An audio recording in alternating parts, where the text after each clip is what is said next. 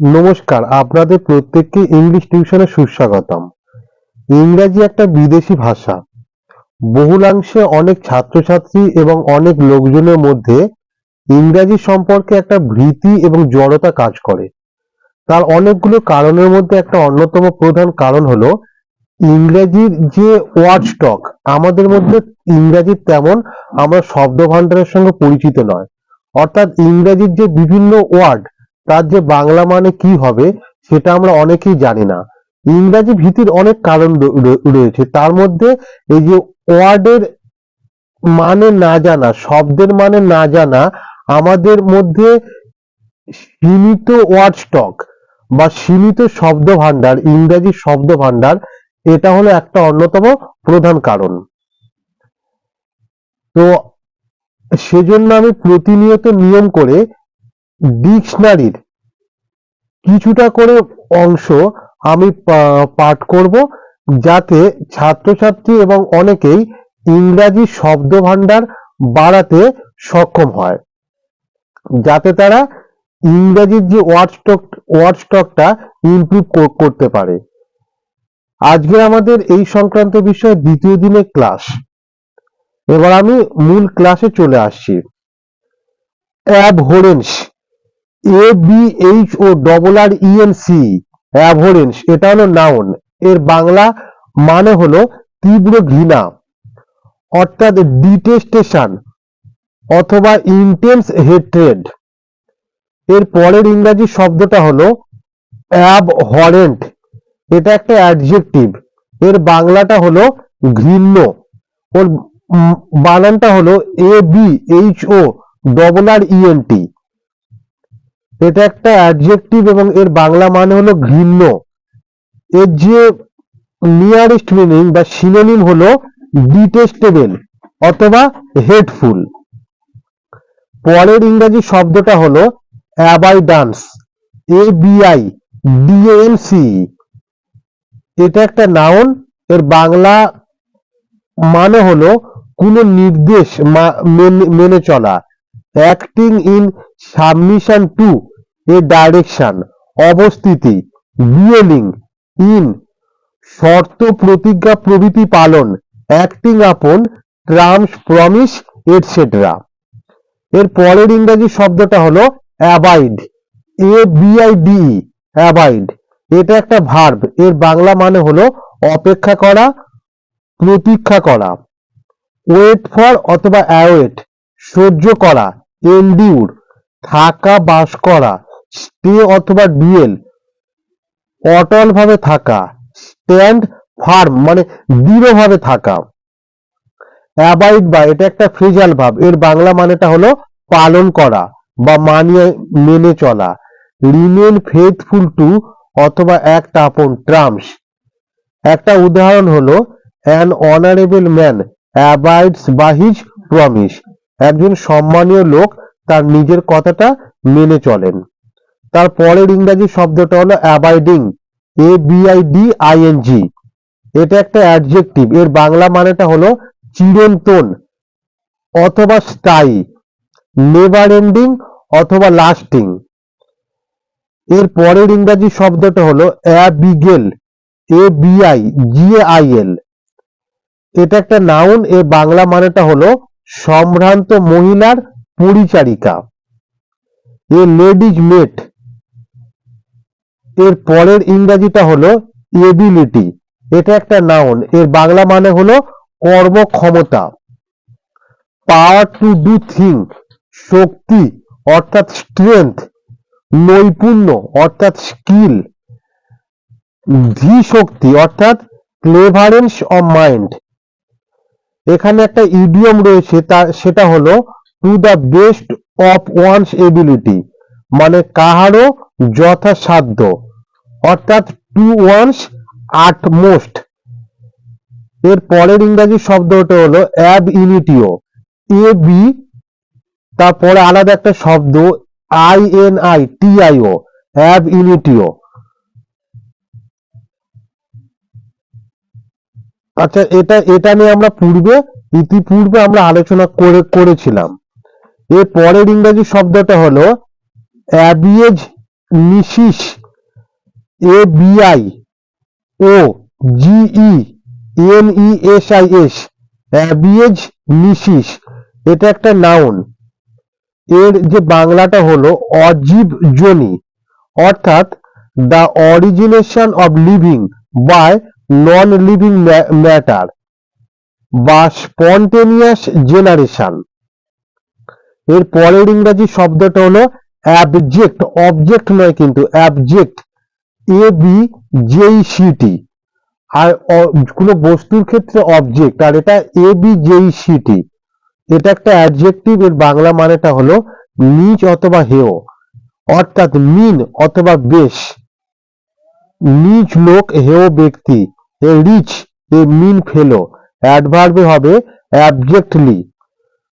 এর পরের যে শব্দটা রয়েছে সেটা হলো অ্যাবজেকশন, ABJECTION, ABJECTION, অ্যাবজেকশন। এটা একটা নাউন। এর বাংলাটা হলো নিচ বা হীন অবস্থা, এ মিন অর লো স্টেট। এর পরের যে শব্দটা রয়েছে সেটা হলো অ্যাবজুরেশন, ABJURATION, অ্যাবজুরেশন। এটা একটা নাউন। এর বাংলাটা হলো শপথপূর্বক পরিত্যাগ, অর্থাৎ রিনাউন্সিয়েশন অন ওথ। এর পরের ইংরাজি শব্দটা হলো অ্যাবজুর, ABJURE। এটা একটা ভার্ব। এর যে বাংলাটা হলো শপথপূর্বক পরিত্যাগ করা, রিনাউন্স অন ওথ। এর পরের ইংরাজি শব্দটা হলো অ্যাবজুরার, ABJURER, ABJURER, অ্যাবজুরার, অ্যাবজুরার। এটা একটা নাউন। এর বাংলাটা হলো যে শপথপূর্বক পরিত্যাগ করে, ওয়ান হু রিনাউন্সিয়েন্স অন ওথ। এর পরের ইংরাজি শব্দটা হলো অ্যাবলাকটেশন, অ্যাবলাকটেশন।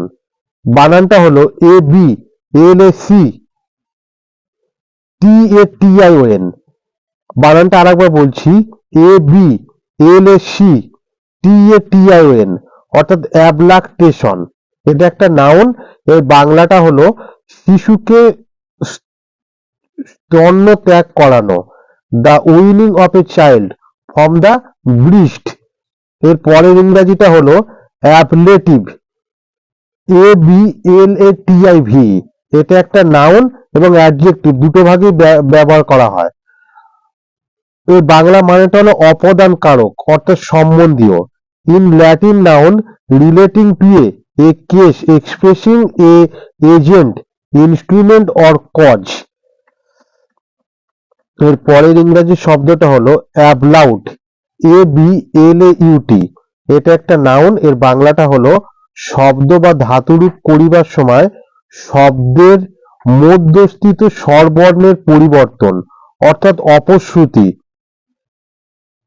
অর্থাৎ vowel changes in Indo European languages as drink, drank, drunk. অর্থাৎ যে বিভিন্ন ভার্বের যে বিভিন্ন ফর্মের পরিবর্তন, অর্থাৎ present tense, past tense, past participle, মানে এখানে এইটারই কথা বলা হয়েছে। তারপরের শব্দটা হলো অ্যাবলেজ, ABLAZD, ABLAZD। এটা অ্যাডভার্ব এবং অ্যাডজেক্টিভ হিসাবে ব্যবহার করা যায়। এর বাংলা মানেটা হলো জ্বলন্ত, অন ফায়ার। একটা উদাহরণ হলো দ্য হোল বিল্ডিং ওয়াজ সুন অ্যাবেজ, মানে সমস্ত যে বিল্ডিং এ বা ঘরে আগুন লেগে গিয়েছিল। বা এটাকে আরো মানে রয়েছে জল জল করছে এমন, গ্লিটারিং। একটা উদাহরণ হলো the street was ablaze with light, মানে রাস্তাটা আলোতে ঝকমক করছে। অতিশয় উত্তেজিত, হাইলি এক্সাইটেড। একটা উদাহরণ হলো his face was ablaze with anger, মানে তার যে মুখটা রাগে উত্তেজিত হয়ে উঠেছিল। এর পরের ইংরেজিটা হলো able, ABLE।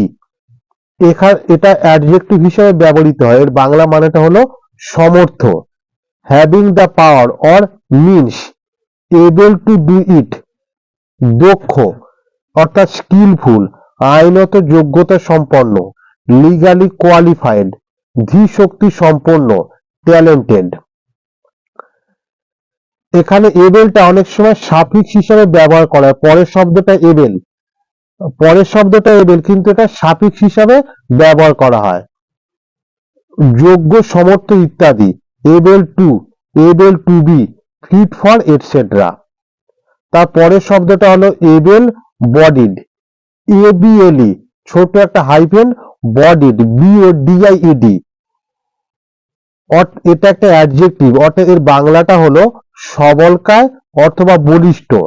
Having a strong body, robust, একটা উদাহরণ হলো এবেল বডিড সিম্যান, মানে বলিষ্ঠ দেহের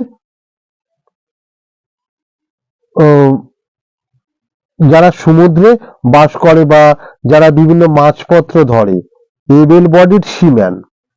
তারপরের শব্দটা হলো অ্যাবলুম, ABLMM, অ্যাবলুম। এটা অ্যাডজেক্টিভ এবং অ্যাডভার্ব দুটো হিসাবে ব্যবহৃত হয় এবং এর বাংলা মানেটা হলো প্রস্ফুটিত, ইন অর ইনটু ব্লোম। পরের ইংরাজি শব্দটা হলো অ্যাবলাশ, ABLUSH।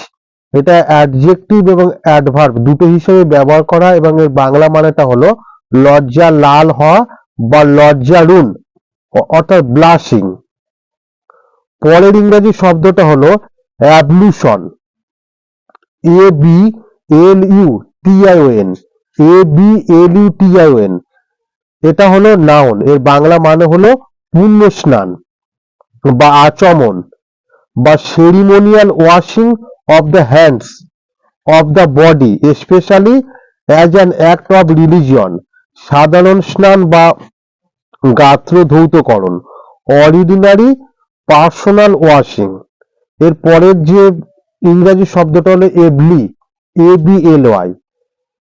এটা অ্যাডভার্ব হিসাবে ব্যবহার করা, এর বাংলা মানেটা হলো যোগ্যতার সহিত, উইথ এবিলিটি, দক্ষতার সহিত, অর্থাৎ স্কিলফুলি। পরের ইংরাজি শব্দটা হলো অ্যাবনিগেট, ABNEGAT, অ্যাবনিগেট, অর্থাৎ এটা ভার্ব হিসেবে ব্যবহার করা হয়, এর বাংলা মানেটা হলো ত্যাগ স্বীকার করা। ডিনাই ওয়ান সেলফ, বিশ্বাস বা অধিকার ত্যাগ করা। Renowned A right or belief. পরের যে শব্দটা হলো অ্যাবনিগেশন, ABNEGATION। এটা নাউন, এর বাংলা মানেটা হলো ত্যাগ স্বীকার। ডিনায়েল পরিত্যাগ, রিনাউন্সিয়েশন আত্মোৎসর্গ, সেলফ স্যাক্রিফাইড। এর পরের শব্দটা হলো অ্যাবনর্মাল, ABNORMAL, অ্যাবনর্মাল। এটা একটা অ্যাডজেক্টিভ, এর বাংলা মানেটা হলো ব্যতিক্রমমূলক বা অস্বাভাবিক, এক্সেপশনাল অথবা ইরেগুলার। পরের ইংরাজি শব্দটা হলো অ্যাবনর্মালিটি, এটা নাউন, এর বাংলা এর বানানটা হলো ABNORMALITY, অ্যাবনর্মালিটি। এর যে বাংলা মানেটা হলো অস্বাভাবিকতা, the quality of being abnormal, অস্বাভাবিক ব্যক্তি বা জিনিস। A deviation from type, something that is abnormal. এর পরের যে বাংলাটা ইংরাজিটা হলো অ্যাবনর্মিটি, ABNORMITY, এটা নাউন, এর যে বাংলাটা হলো ব্যতিক্রম। ইরেগুলারিটি, বিভৎস জিনিস। মনস্ট্রোসিটি, অর্থাৎ বিভৎস জিনিস। এর পরের ইংরাজিটা হলো অ্যাব্রোড, ABOARD, অ্যাব্রোড। এটা অ্যাডজেক্টিভ এবং প্রিপোজিশন দুটো অর্থে ব্যবহার করা হয়, অর্থাৎ জাহাজের উপরে বা মধ্যে। On or into a ship, all aboard, they went aboard the ship, মানে জাহাজের মধ্যে এবং ভিতরে। পরের ইংরাজি শব্দটা হলো অ্যাবোড, ABODE। এটা নাউন, অর্থাৎ গৃহ, এ হাউস বাসস্থান, এ ডুয়েলিং প্লেস। পরের শব্দটা হলো অ্যাবলিশ, ভার্ব ABOLISH, ABOLISH, এটা ভার্ব, এর বাংলাটা হলো লোপ করা, ডু অ্যাওয়ে উইথ, রোধ বা রহিত করা, অ্যানুয়াল। এর পরের যে শব্দটা হলো অ্যাবলিশন, ABOLITION, ABOLITION, অ্যাবলিশন, এটা নাউন, এর বাংলাটা হলো উচ্ছেদ অথবা বিলোপ সাধন। বিশেষত অষ্টাদশ ও ঊনবিংশ শতাব্দীতে নিগ্রো দাসত্ব প্রথা সম্পর্কে এটা ব্যবহার করা হয়। Doing away with something specially used in 18th and 19th century of Negro slavery। এই হলো আজকে আমরা এতদূর পর্যন্ত আলোচনা করলাম।